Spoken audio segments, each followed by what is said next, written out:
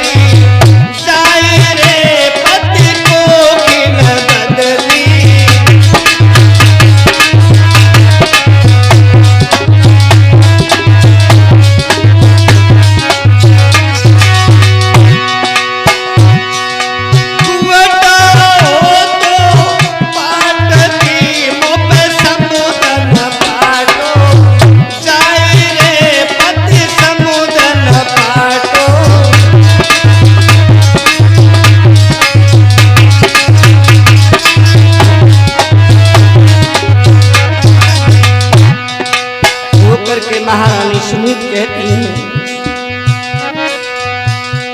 महाराज सुख मेरी किस्मत में हो तोरे सुख मेरी किस्मत में हो तो का कोई कुमार को किसे जन्म नहीं ले तो।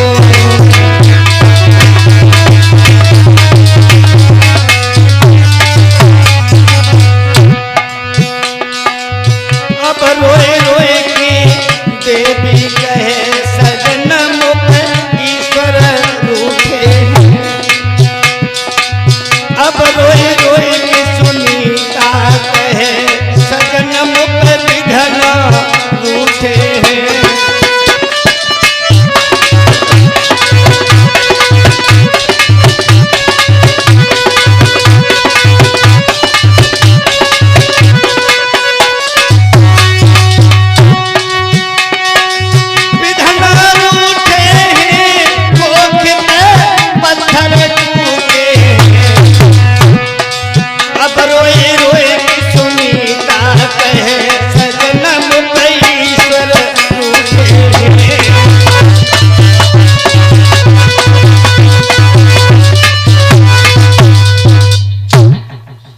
महाराज मैं एक बांझ नारी हूं और बांझ नारियां संसार में कभी जन्म नहीं दे पाती हैं पुत्र को।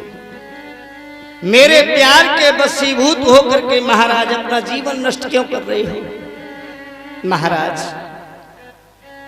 मेरी बात मानो, आप दूसरा विवाह कर लीजिए। उत्तानपाद महाराज कहने लगे हैं, देवी तुम्हें मालूम है कि तुम क्या कह रही हो?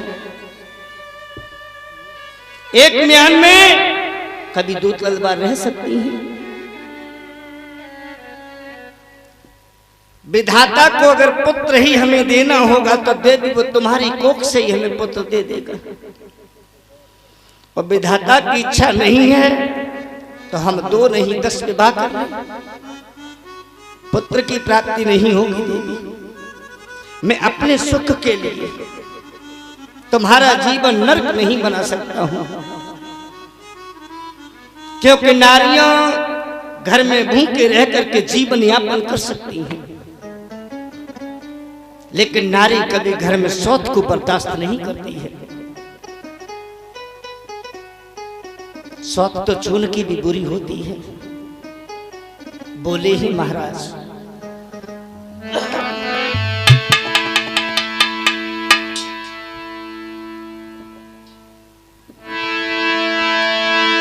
सौती चून की बुरी जहर की छुरी मानो मेरी प्यारी,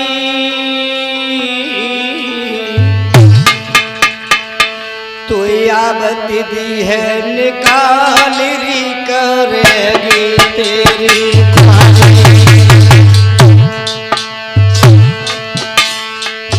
आवत दी है निकाल री करेगी तेरी ख्वारी।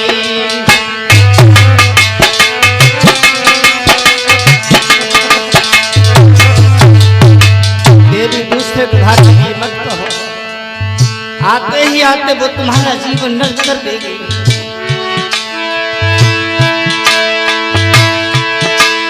अरे तुमको एकले समान उपदेश दुख दे भारी, दुख दे भारी। काहे को काटे पै रही है मान ले मेरी प्यारी, काहे को काटे पै रही है मान ले मेरी प्यारी।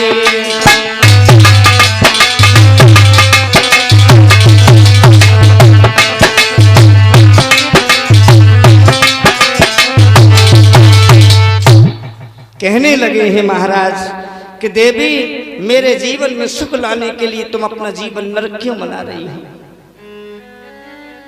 देवी जो दूसरी पत्नी आएगी वो तुम्हें घर में नहीं रहने देगी।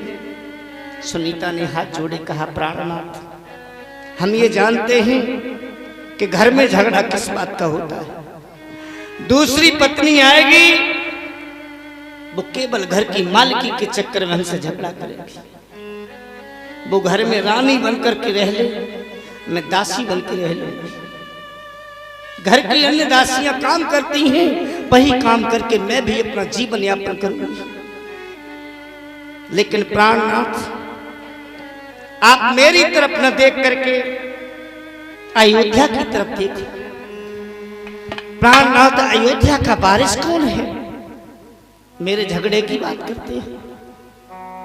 हम तुम्हें कभी शिकायत का मौका ही नहीं देंगे। आते ही आपके घर की चाबी उसके हाथ में दे देंगे, फिर हमने झगड़ा क्यों हो? देवी सुनीत अपने जीवन की कुर्बानी देती हैं। महाराज कानभास से कहती है कि महाराज सुनो,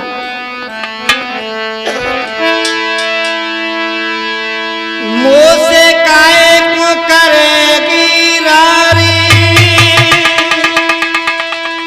रहूंगी तावेदार में गोबर हारी। इतने पे लड़ाई होए करो मोई न्यारी, इतने पे लड़ाई होए।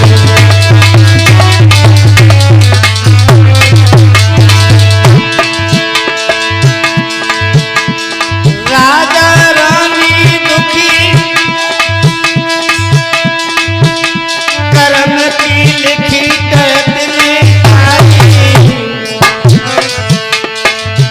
रोने धोने मेरे रोने धोने मेरे बीत गई सारी, रोने धोने मेरे।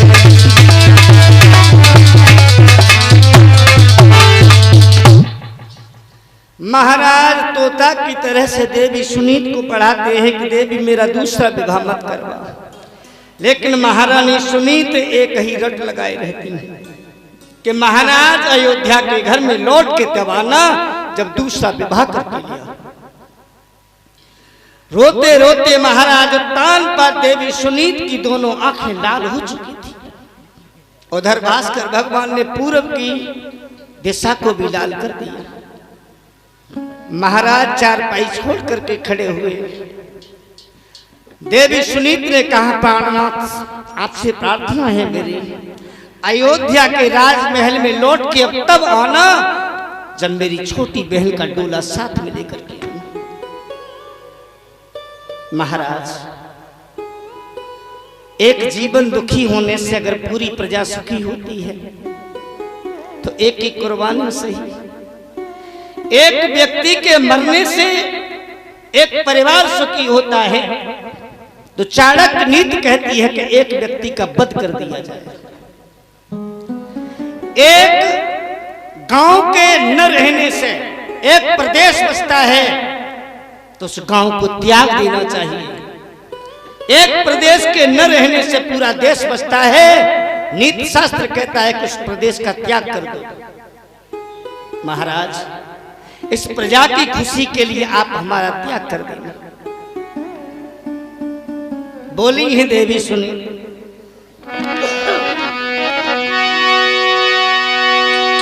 ब्याह दूसरो करो कमल होए हरा कटे,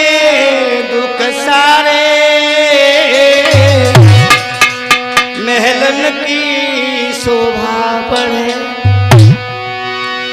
होई जयकार महलन की शोभा बढ़े।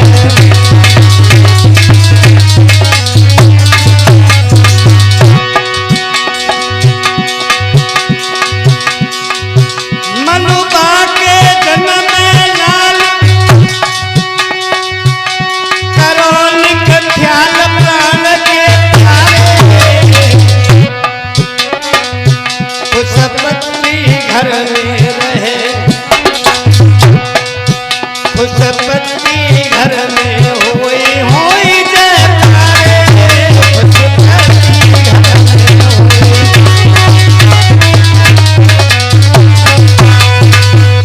कहा महाराज लौट के अयोध्या में तब आना जब छोटी बहन का डोला लेकर के आना। महाराज सभा की ओर चले गए हैं।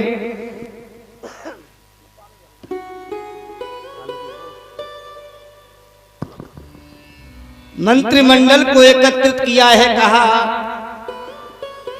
कि आज हम बड़े धर्म संकट में हैं। एक तरफ अयोध्या का राज्य है, दूसरी तरफ हमारी देवी सुनीता का जीवन है। अगर हम विवाह दूसरा करते हैं तो मेरी देवी सुनीत का जीवन नष्ट हो जाएगा। विवाह दूसरा नहीं करता हूं तो मेरे राज्य का कोई उत्तराधिकारी नहीं है।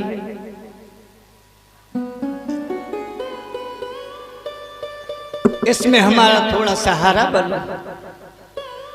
कहने लगे हैं मंत्री कि महाराज प्यार के वशीभूत होकर के आप दूसरा विवाह मत करो,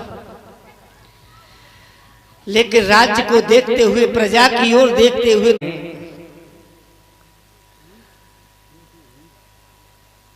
भगवान से कामना करूंगा कि इस जोड़ी को भगवान हमेशा हमेशा ऐसे ही अमर बनाए रखे, इस परिवार को इसी तरह से एकता की ओर हमेशा अग्रसर बनाए रखें।